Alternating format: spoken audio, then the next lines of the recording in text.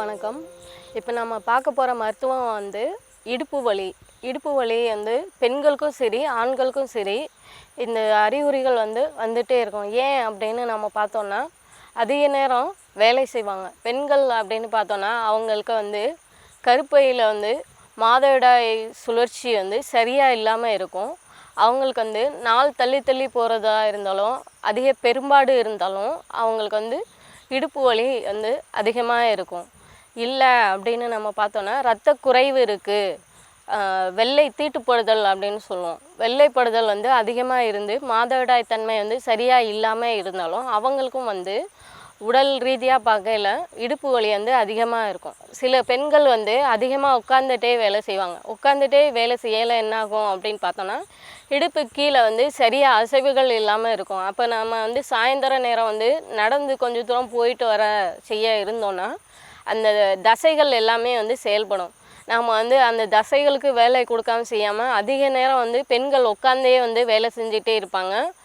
அப்படி நான் சமையல் அறையில் இல்லை எந்த இடங்கள் போனாலும் சரி உட்காந்து வேலை செஞ்சிட்டே இருக்காங்க அப்படின்னு பார்த்தோன்னா அவங்களுக்கு இடுப்பு வலி அதிகமாக இருக்கும். சிலருக்கு பார்த்தோன்னா உடம்புல நீர்த்தன்மை அதிகமாக இருக்கும். அதனால் அந்த உடம்பு வெயிட்டே தாங்காமல் அவங்களுக்கு வலி அதிகமாக இருந்துக்கிட்டே இருக்கும். அதிக தூரம் பயணம் செய்வாங்க. அதிக தூரம் பயணம் செய்யலை என்ன ஆகும் அப்படின்னு பார்த்தோன்னா, ஒரே இடத்துலையே உட்காந்துட்டே போவாங்க.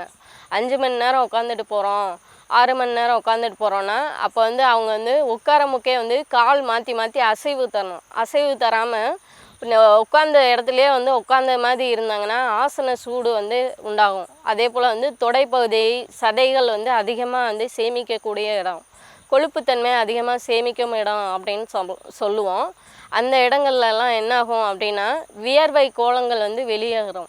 அந்த வியர்வை கோலங்கள் வெளியேறாமல் இருக்கிறதுனால அவங்க உடல் சூடே அதிகமாக செய்யும். உடல் சூடு அதிகமாக இடுப்பு பகுதி எல்லாத்துலேயுமே பெண்களுக்கு அதிகமாக வெப்பத்தன்மை உண்டாகும். வெப்பத்தன்மை உண்டாகையில் அவங்களுக்கு இடுப்பு வலி அதிகமாக இருக்கும். சிலர் தூங்கையிலையும் சரி, அதே போல் ஒரு சைடே தூங்குவாங்க, இல்லைன்னா திரும்பி தூங்க மாட்டாங்க. எந்த சைடுனாலும் திரும்பி தூங்கணும். நம்ம போனதும் தூங்குகிறோம் அப்படின்னா, இப்போது ஒரு பொசிஷனில் தூங்குறோன்னா அதே பொசிஷன்லேயே தூங்கக்கூடாது, மாற்றி மாற்றி தூங்கணும். மாற்றி மாற்றி தூங்கணும் அப்படின்னா எல்லா தசைகளுமே ரிலாக்ஸேஷன் ஆகும், ரத்தோட்டமும் சீராக இருக்கும், அந்த வலியும் மெல்ல மெல்ல குறைய ஆரம்பிக்கும். அப்படி நம்ம செய்யாமல் இருக்கிறதுனாலே இடுப்பு வலி அதிகமாகும். அதே போல் இடுப்பு வலி எளிமையாக குறையணும் அப்படின்னா அதிக நேரம் தண்ணியில் குளிக்கணும். ஒரு 1/2 மணி நேரம் தண்ணியில் உட்காந்துருக்கணும். உட்காந்து மெல்ல குளிச்சுட்டு அதுக்கப்புறம் வரணும். நம்ம போனதும் குளிச்சுட்டு வரோன்னா அது அப்போதைக்கு உடம்பு ஹீட்டை மேலோட்டமாக குறைக்கிறதுக்கு அர்த்தம் அப்படின்னு சொல்லலாம். 1/2 மணி நேரம் நம்ம தண்ணியில் உட்காந்துருக்கோன்னா நம்ம உடம்பு ஹீட் கொஞ்சம் கொஞ்சமாக தான் குறையும். அப்போ ஓரளவு உடம்புக்கு ரிலாக்ஸேஷன் கிடைக்கும். அதுக்கப்புறம் உள்ளுக்கு தேவையான உணவுகள் எடுக்கலாம், செய்யலாம். அதுலேயும் சரியாகலை அப்படின்னால நாம் இந்த மருந்துகள் எளிமையாக எடுத்துக்கலாம். இதே இது ஆண்களுக்கு அப்படின்னு பார்த்தோன்னா அவங்க அதிக தூரம் போவாங்க, செய்வாங்க.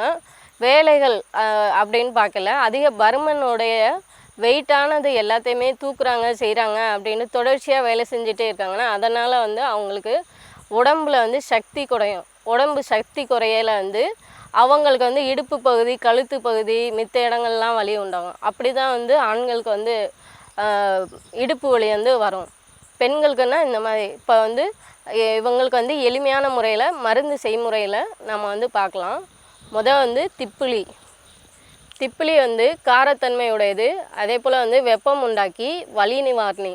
அதனால் திப்பிலி எடுத்துக்கிறோம். இதோடு வெற்றிலை. வெற்றிலை கார்ப்புத்தன்மை உடையது. இது பெண்களுக்கும் சரி ஆண்களுக்கும் சரி உடம்பில் உள்ள கழிவுத்தன்மைகள் நீக்கக்கூடியது, வலி எல்லாத்தையும் நீக்கக்கூடியது. அதனால் நம்ம வெற்றிலை எடுத்துக்கிறோம். இது நன்னாரி வேர். நன்னாரி வேர் உடலுக்கு குளிர்ச்சியை தரக்கூடியது, வலியை கொஞ்சம் கொஞ்சமாக தான் குறைக்கும். அதே போல் வெப்பத்தை குறைச்சிக்கிட்டே வரையில் குளிர்ச்சி தன்மையை மிதமாக தான் கொடுக்க ஆரம்பிக்கும். உடனே குளிர்ச்சித்தன்மை ஆகும் அப்படின்னு நம்ம சொல்ல முடியாது. இது கூட்டு மருந்தாக எடுக்கல, கரெக்டாக அவங்களுக்கு வலுவூட்டக்கூடியதுன்னு சொல்லலாம். பன்னீர் ரோஜாப்பூ. பன்னீர் ரோஜாப்பூ துவர்ப்புத்தன்மை உடையது. இது உள்ளுக்கு கொடுக்கல உள் உறுப்புகள் எல்லாமே சரியாகும், ரத்தோட்டம் சீராக செயல்படும். நாட்டு மாட்டு நெய் வந்து உள்ளுக்கு கொடுக்கையில் வந்து என்ன ஆகும்னா நெய் வந்து வெப்பத்தன்மை உடையதுன்னுவாங்க. நம்ம உடம்பு வந்து வெப்பத்தன்மை இருக்கிறதுனால இது வந்து உள்ளுக்கு கொடுக்கையில் வெப்பமாகுமா அப்படின்னு சொன்னோன்னா வெப்பமாகாது. முல்லை முள்ளால் எடு அப்படின்னு சொல்லுவாங்க. நம்ம வந்து உள்ளுக்கு கொடுக்கையில் மிதமான வெப்பத்தை மட்டும் உள்ளுக்கு கொடுக்கும். அதிக வெப்பம் இருந்தால் அதை வந்து இயற்கையாகவே வேர்வை மூலியம் வந்து வெளியேற்றக்கூடியது. உடலில் வந்து உள் உறுப்புகள் எல்லாத்தையுமே வந்து சீராக செயல்பட வைக்கும். அதனால் வந்து நாட்டு மாட்டு நெய் வந்து கூட்டு மருந்தோடு எடுத்துக்கிறோம். பனை வெல்லம் வந்து இனிப்புத்தன்மையுடையது. இது வந்து பனை மரத்துலேருந்து இயற்கையாகவே வந்து பதநீராக எடுத்து இயற்கையாக காய்ச்சி நமக்கு வந்து கொடுப்பாங்க. இதில் வந்து கலப்படமானதும் இருக்கும். இது கலப்படம் இல்லாத சுத்தமானது பனை வெல்லம். இது வந்து உள்ளுக்கு கொடுக்கையில் என்ன ஆகும் அப்படின்னா அந்த வலிகள் எல்லாமே வந்து உடனே எளிமையாக வந்து ரிலாக்ஸேஷன் ஆகிறத வந்து நாம் உணர முடியும். இது வந்து நரம்பு தன்மைகளை வலுவூட்டக்கூடிய தன்மை இருக்கிறதுனால நாம் கூட்டு மருந்தில் இதை வந்து சேர்த்துக்கிறோம். இது எல்லாத்தையும் வந்து மொத்தமாக வந்து செய்முறையில் அம்மா வந்து செஞ்சு காமிப்பாங்க. இடுப்பு வலி சரியாகிறதுக்கு மருந்து தயாரிக்கும் முறையை பற்றி பார்க்கலாம். அதிக வேலைப்பளு உள்ளவங்களுக்கு, சுமை தூக்குறவங்களுக்கு, தலையிலேயே சுமந்துட்டு தெருவாக போய் விற்பாங்க. ஜவுளி விற்கிறவங்க, பழங்கள் விற்கிறவங்க, இப்போ எவ்வளவோ நவீன காலம் ஆயிடுச்சு, வண்டிகளில் விற்கிறாங்க. அதுலேயும் ஏழ்மைப்பட்டவங்க வந்து தலையிலே சுமந்து சில பொருள்களை விற்கிறவங்க, சுமை தூக்குறவங்க, அந்த மாதிரி இருக்கிறவங்க, ஒரே இடத்துல உட்காந்து வேலை பார்க்குறவங்க, அதிக நேரம் கணினியில் வேலை பார்க்குறவங்க, ஒர்க்கர் ரொம்ப நேரம் வந்து அசைவே இல்லாமல் வந்து உட்காந்த இடத்துல வேலை பார்க்குறவங்களுக்கு, நேரத்துக்கு உணவு சாப்பிடாமல் இருந்தோம்னாலும் அவங்களுக்கு இடுப்பு வலி வரும். இரத்த குறைபாடுகள் உள்ளவங்களுக்கு வரும். பெண்கள் அப்படின்னு சொல்லி எடுத்துக்கிட்டோம்னாக்கா அவங்க வேலைன்னு சொல்லிட்டு நேரத்துக்கு சாப்பிட மாட்டாங்க. அப்போ இரத்த குறைவடி ஆயிரும். காலையில் சாப்பிடாமல் மதியத்தில் சாப்பிட்ற பழக்கம் இருக்கவங்களுக்கு இடுப்பு வலி வரும். வெள்ளைப்பாடு உள்ளவங்களுக்கு அதிக இடுப்பு வலி இருக்கும். குழந்தை பெற்ற நாட்களில் வந்து நேரத்துக்கு உணவு சாப்பிடாம சத்து பற்றாக்குறையில் இருக்கிறவங்களுக்கு இடுப்பு வலி வரும். ஆண்களுக்கு அப்படின்னு சொல்லி பார்த்துக்கிட்டோம்னாக்கா அதிக நேரம் உட்காந்து வேலை செய்வாங்க. இந்த மண் வெட்டி வேலை செய்கிறவங்க, செங்கல் சூளையில் வேலை செய்கிறவங்க, அவங்களுக்கெல்லாம் இரத்த குறைபாடுகள், இரத்த உறைதல் வந்து சீக்கிரமாகவே அவங்களுக்கு ரொம்ப வலி இருந்துக்கிட்டே இருக்கும். பெண்கள் வயல்வெளியில் வேலை பார்க்குறவங்க, களை பறிக்கிறவங்க, அதிக நேரம் குனிஞ்சு வேலை பார்க்குறவங்க, தையல் மெஷினில் உட்கார்றவங்க, இந்த மாதிரி பூ கட்டுறவங்க, நிறையா நம்ம மக்கள் வந்து உட்காந்து வேலை செய்கிறதும் இருக்குது. அதிக நேரம் குளிர்ச்சி, அதாவது அந்த ஏசி அறைக்கில் உட்காந்தே வேலை பார்க்குறவங்களுக்கும் வந்து நரம்புகள் வந்து அவங்களுக்கு இரத்த உறைதல் இருக்கிறவங்களுக்கும் இடுப்பு வலி வரும். நரம்புகள் சம்மந்தப்பட்ட வாத நோய் உள்ளவங்களுக்கு இடுப்பு வலி. இப்படி இடுப்பு வலி ஆணுக்கும் பெண்ணுக்கும் நிறையா சொல்லிக்கிட்டு போகலாம். இப்போ குழந்தைங்களுக்கும் இடுப்பு வலி இருக்குது அப்படின்னாக்கா அவங்க உணவு சாப்பிடாத காரணத்தினால அந்த இடுப்பு வலி இருக்குது. எப்படிப்பட்ட குழந்தைகள் முதல் பெரியவங்க வரைக்கும் இடுப்பு வலியை சரி பண்ணுறதுக்கான மருந்து தயாரிக்கும் முறையை பார்க்கலாம். குழந்தைங்களுக்குனாக்கா கொஞ்சம் அளவு முறையை குறைச்சிட்டு கொடுத்துடலாம்.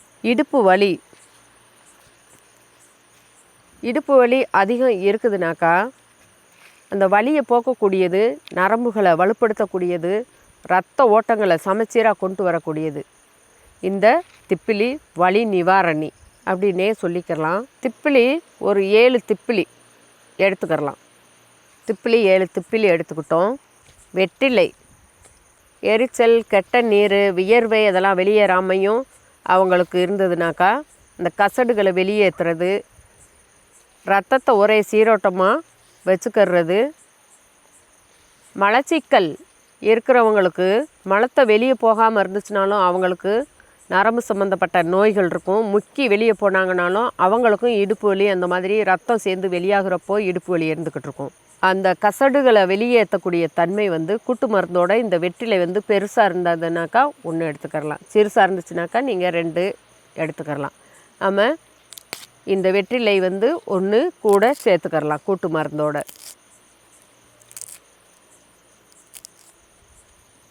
காம்பு நீக்கிட்டு வெற்றிலை கூட 1 சேர்த்துக்கிறணும்.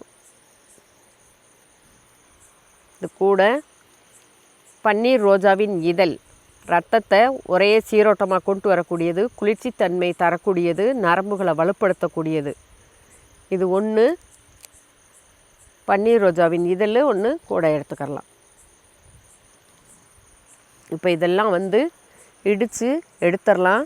நன்னாரி நன்னாரி வேர் இரத்தத்தை சுத்திகரிக்கக்கூடியது. வேர்வை மூலியமாக கசடுகளை, உப்புத்தன்மை, உறைதல் இருக்கிறவங்க, சூட்டு உடம்புக்காரங்களுக்கு சீக்கிரமாகவே உடம்பு சூடாகும், ரத்தம் உறையும். சின்ன புண்ணு அந்த மாதிரி கீறிடுச்சுனாக்கா அவங்களுக்கு சீக்கிரமாகவே ரத்தம் உறைஞ்சிரும்.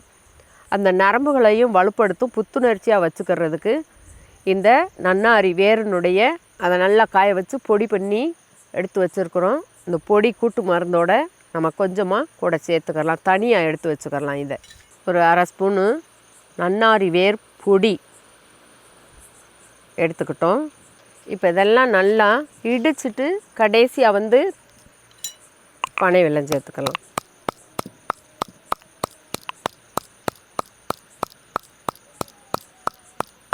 வெற்றிலை, ரோஜா, திப்பிலி 3 இடிச்சிருக்கிறோம்.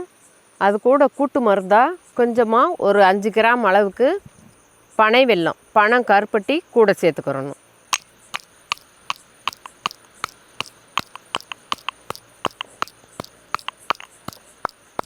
பனை வெல்லம், வெற்றிலை, திப்பிலி இதெல்லாம் சேர்ந்து அரைச்சி எடுத்தது. பன்னீர், ரோஜா இது 4ம் சேர்ந்து அரைச்சி எடுத்ததை அந்த நன்னாரி வேர் பொடி கூட சேர்த்துக்கிறணும்.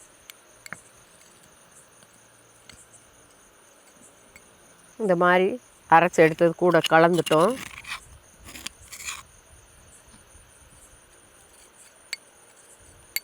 வலி, இடுப்பு வலி சீக்கிரமாக போகணும்னாக்கா நம்ம அடிக்கடி பால் சேர்ந்த பொருள்கள், நெய், நாட்டு மாட்டு நெய், பால் அதெல்லாம் சாப்பிட்டுட்டு வந்தோம்னாக்கா இடுப்பு வலி போகும்.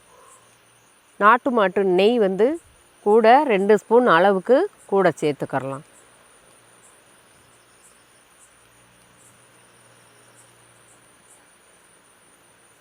இந்த நாட்டு மாட்டு நெய் நல்ல ரத்த ஓட்டங்களை கெட்ட கொழுப்பை குறைச்சிட்டு, நீர்த்தன்மை, நீர் சத்து உள்ளவங்களுக்கு அவங்க வெயிட் தாங்க முடியாது, நேரம் தவறி சாப்பிடுவாங்க, அந்த மாதிரி இருக்கிறவங்களுக்கு மலச்சிக்கல் இருக்கும், நிறையா நீர் சத்து உள்ளவங்களுக்கு இருக்குனாலும் தண்ணி குடிக்காமல் இருக்கக்கூடாது.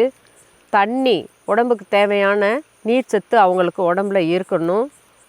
தண்ணியே குடிக்காமல் இருந்துகிட்டு இருந்தாலும் அவங்களுக்கு இடுப்பு வலி இருக்கும். அதனால் அந்த கெட்ட நீரெல்லாம் வெளியேற்றக்கூடியது, சீக்கிரம் நல்ல ரத்தோட்டத்தை ஒரே சமச்சீராக ஓட செய்யும், உடம்பை குளிர்ச்சி தன்மையாக வச்சுக்கிறோம், சூடு இல்லாமல் பார்த்துக்கிறோம், நரம்பை வலுப்படுத்தக்கூடிய தன்மை இந்த நாட்டு மாட்டு நெய்க்கு இருக்குது.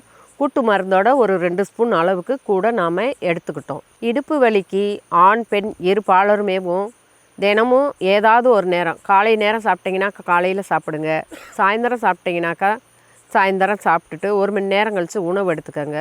எப்போவுமேவும் மருந்துகள் சாப்பிட்றது காலை நேரத்தில் சாப்பிட்டிங்கனாக்கா ரொம்ப நல்லது. இடுப்பு வலிக்கு இது ஒரு சிறந்த மருந்து. இந்த மருந்தை பயன்படுத்தி பயனடைய வேண்டும் என்று கேட்டுக்கொள்கிறேன்.